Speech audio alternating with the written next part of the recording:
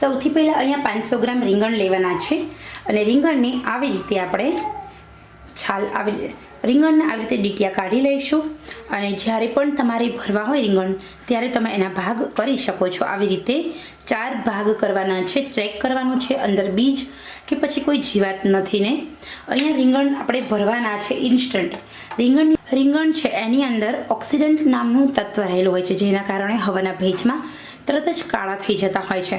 તો હવે આપણે ઇન્સ્ટન્ટ આ રીંગણને ભરી લઈશું।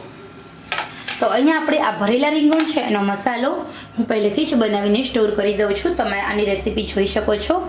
મેં આગળના વિડીયોમાં જ આ ભરેલા શાકની રેસીપીનો વિડીયો અપલોડ કર્યો હતો।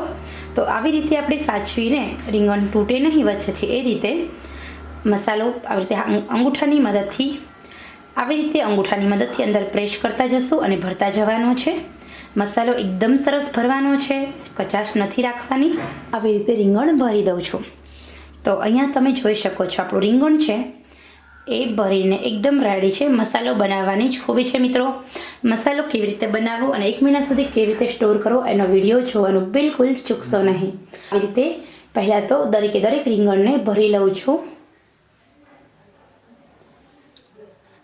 તો હવે આપણા બધા જ રીંગણ અહીંયા ભરાઈ ગયા છે, તમે જોઈ શકો છો। હવે આપણે રીંગણને સ્ટીમરમાં સ્ટીમ કરવા મૂકી દઈએ। તો અહીંયા આપણે એક સ્ટીમર લેવાનું છે અને એ સ્ટીમરની અંદર આવી રીતે રીંગણ મૂકી દઈએ। પાણી પ્રોપર રીંગણ ચડે એટલું એકસાથે જ મૂકી દેવાનું છે।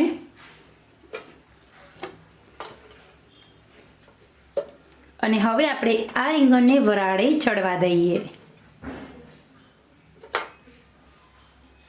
તો અહીંયા આપણે આવી રીતે ગેસ પર સ્ટીમ થવા માટે મૂકી દીધું છે। તો અહીંયા હવે આપણા રીંગણ એકદમ સરસ ચડી ગયા છે। ચેક કરીએ, એક પણ રીંગણ કાચું ન હોવું જોઈએ। ગેસની આંચ આપણે બંધ કરી દઈએ અને હવે આપણે રીંગણનો વઘાર કરીશું। તો હવે આપણે ભરેલા રીંગણનો વઘાર કરીશું। રીંગણ એકદમ સરસ વરાળે ચડી ગયા છે। તો અહીંયા આપણે કઢાઈ લીધી છે। કઢાઈની અંદર મેં 5 ચમચી તેલને ગરમ થવા માટે મૂકી દીધું છે। અહીંયા હવે તેલ ગરમ થાય એટલે આપણે રાઈ ઉમેરવાની છે। રાઈ 1 ચમચી ઉમેરીશું। રાઈનું તડતડ બંધ થાય એટલે 1 ચમચી જીરું ઉમેરી દઈએ। હવે અહીંયા એકદમ સરસ જીરું રાઈ સંતળાઈ જાય એટલે 1 પીંચ હિંગ ઉમેરવાની છે। ત્યારબાદ 1 ચમચી લીલું લસણ, અત્યારે માર્કેટમાં લીલું લસણ ખૂબ સારું મળે છે। 1 ચમચી લીલા મરચાં સમારેલા અને હવે આપણે 2 નંગ ટામેટા ઉમેરીશું। ગેસની આંચ આપણે મીડિયમ કરીએ, ટામેટા ઉમેરી સાંતળી લઈએ।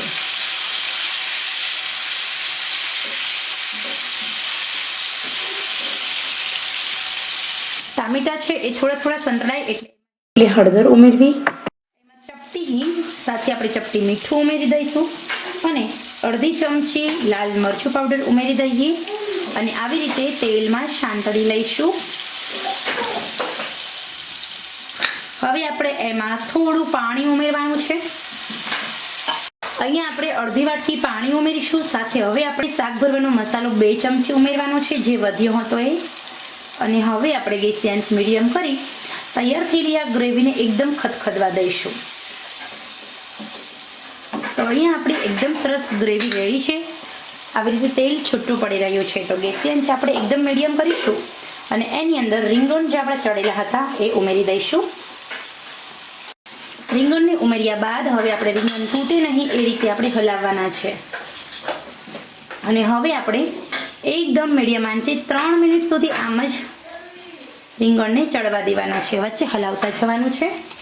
તો અહીંયા આપણા ભરેલા રીંગણનું શાક એકદમ સરસ બની ગયું છે। તમે એકદમ નજીકથી જો આપણા રીંગણ ખૂબ જ સરસ બનીને રેડી છે।